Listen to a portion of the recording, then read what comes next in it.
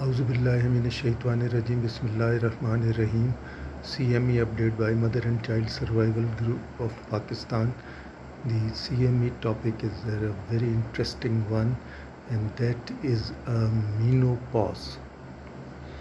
Menopause is a period which every woman goes, in which there is cessation of menstrual activity due to the loss of ovarian function leading to estrogen deficiencies, and it has got short-term and long-term consequences, which we are going to briefly discuss it. It's a period which has an average age of 52 years before there is pre and premature, and there is postmenopausal. All these periods they come. Basically, as I have told you, that menopausal is the cessation of the menstrual activity due to the loss of ovarian follicular activity, leading to cessation of menstruation, and this menopausal state comes. And it can be also because of after a period of menstrual irregularity, amenorrhea, and after a period of amenorrhea after a period of 12 months. So perimenopausal is the state of period in which there is first clinical, biological, and endocrinological symptoms approaching to the menopause, and then after that there is actual menopause comes, while the pre-menopause is the period between 1 to 2 years before, or sometimes someone regard it as a period of whole reproductive year. And then there is a transition period in which the climacteric is a transition period from reproductive to non-reproductive, and the menopausal period just come during the climacteric, just as the menarche comes before puberty. So we will be having short-term and long-term consequences of these menopause, and the most important are these short-term are these menstrual cessation of menstrual, leading to urogenital dysfunctions, sexual dysfunctions, decrease in the libido, decrease in the desire, and also hot flushes, irritability, mood swings, and night sweats, hot flushes. These are very common and disturb the patient much, for which they ask for the treatment. So there are long-term consequences as well, which are lead to effects on the cardiovascular systems, effect on the bone mineral density, and bone osteoporosis, leading to increased risk of fractures. And then there are other effects as well, as there is a female, as I have mentioned, in short term there is a urogenital dysfunctions, incontinence, and there is frequency, urgency, and all these having these symptoms of postmenopausal sexual dysfunction, and this bladder dysfunction. And this sexual dysfunction, as I have told you, that there is a decrease in because of the lack of estrogens. So all these vaginal atrophy and genital atrophy and these atmosphere and these vaginal atrophy and sexual dysfunction, decrease in the desire, decrease in the arousal, and decrease in the orgasmic disorder, and decrease in the libido. And then there are other, as I have told you, that most important is the effect on long-term effect on the, because of lack of estrogen, this decrease in the bone mineral density, and due to this there is having a lot of there is increased risk of the fractures, and the bones most likely liable to fracture are the lower end of this radius Colles fracture, and then there are the hip femur bone, proximal end of femur, and there are vertebrae. So what are the factors for these bone decrease in the bone mineral densities? These there are turnover of the bone, there is bone mineral density, and there is a bone quality. Bone mineral density is the reduce in because of lack of estrogens and other lack of estrogen leading to decrease in bone mineral density, as there is bone resorption and osteoclastic and osteoblastic activities are reduced. And in the bone quality is basically the structural architectural changes and remineralization. So these bone disturbance in the bone mineral density and bone quality, their turnover, their skeletal, their mineralization, all they affect the increased risk of fractures, and which are already mentioned. In the long term, there are, as I have told, there is the female sexual dysfunctions, there is loss of libido, orgasmic disorders, desire disorders, and there is arousal disorders, and there are also stress, anxiety, irritability, fatigue, hot flushes, and night sweats, and mood swings, and depression. All these are there are psychological effects, there are sexual effects, there is also bladder and bowel dysfunctions.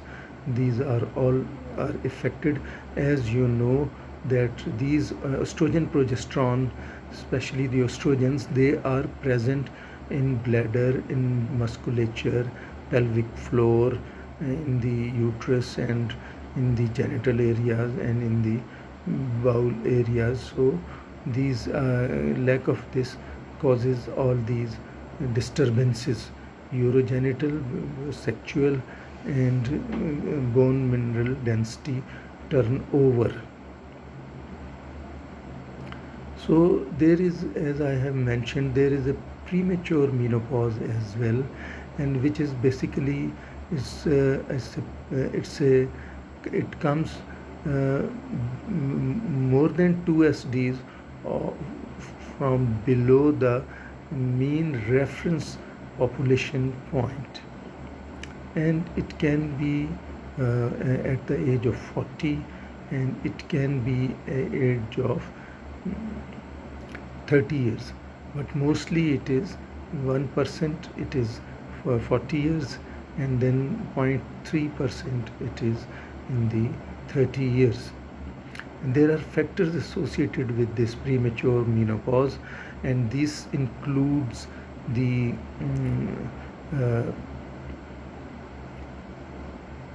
autoimmune diseases. This also includes the FSH mutations and hysterectomy and oophorectomies. And also there are other diseases as well which are detected: thyroid, hypothyroid, and there are diabetes and infections. So there are, in these premature, there has to be concerns also, and those concerns are to be addressed. They have to take hormone replacement therapies, and they have fertility issues for which they need mostly these IVF, artificial reproductive techniques, and then there are contraceptive issues. So the mostly we give medroxyprogesterone and oral estrogen progesterone combined oral contraceptive pills. The relaxofene and SERMs modulators, and tibolone and biphosphonates, they have got limited role as compared to these hormone replacement therapies, which are very effective in preventing this osteoporotic fractures and in reducing all the urogenital and the bowel and the sexual functions. So as compared to these as compared to these relaxofene and SERMs and all these modulators, these are. So there for the osteoporosis, it is very important that we have to consider some factors, which are: number one, are the familial or the genetic one, especially those who are having the first degree relative have these osteoporosis, increased incidence of osteoporosis. Second is the genetic, and third is the environmental factors are also, and then there are intake of these calcium and bone turnover and all these, and bone mineral density and BMI and the weight and all these. And then there are certain drugs also, and drugs are, you see, glucocorticoids and GnRH analogs and aromatase inhibitors. They all leads to osteoporosis. And there are certain diseases which are hyperthyroidism, hyperparathyroidism, and there is hypogonadism, and there is chronic liver disease, and there is other infective and autoimmune disorders. So then comes the we will be for the diagnosis. It is very easy. FSH is the main one, and if it is more than 30, then it confirms that this is either a premature menopause or the menopause itself. Otherwise, these LH and the estrogen and the testosterones, though they are reduced in significant amounts, but they are not as such counted for the diagnosis. And it is basically the time period, and it is basically a time comes, and it is the average age is 52 years, which is being set.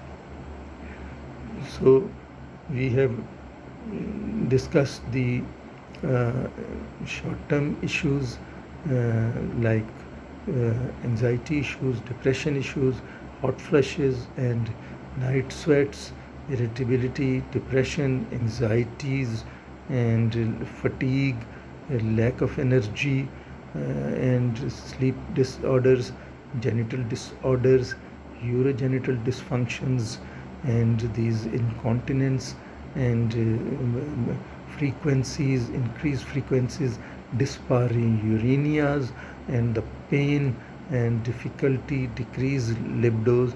These are all the issues which are dealt with these menopausal symptoms: psychological issues, urogenital issues, sexual issues, and then there is hot flushes and irritability and night sweats. And then comes the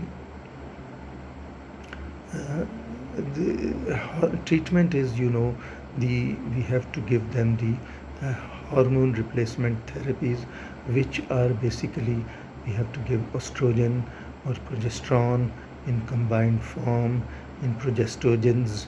We can also give these relaxofene, SERMs, Tibolon, which is also basically converted later on to the increase in the which later on converted into oestrogenic, progestogenic and androgenic components. And these estrogens, they are ethylene-estradiol, estrone, estriol, and progestogens, they are northestrone, levonorgestrel, and 17-hydroxyprogesterone. And they are progesterone, they are derived from the plant sources, and synthetic they are, and the estrogens, they are derived from the natural sources, and the yam and the other beans. And then there are other treatment as well, psychological issues. We have got these antipsychiatric, antidepressant medicine like SSRI, NSSRI, and clonidine. These includes fluoxetine and paroxetine and this clonidine. These and then for the bone mineral density, you see, we have to have increase in the level of parathyroid, increase in the level of calcium and the vitamin D and other minerals, also increase intake of these milk and all these. And there is actually there is a decrease in the bone mineral density, and BMI also very important, and also BMD score, which is on normal is -1 +1, and similarly another osteopenia, it is -1 to -2.5, and then osteoporosis, it is -2.5, and T score also -2.5 is this for osteoporotic, and for -1 to -2.5 for osteopenia, and normal is -1, and T score +1.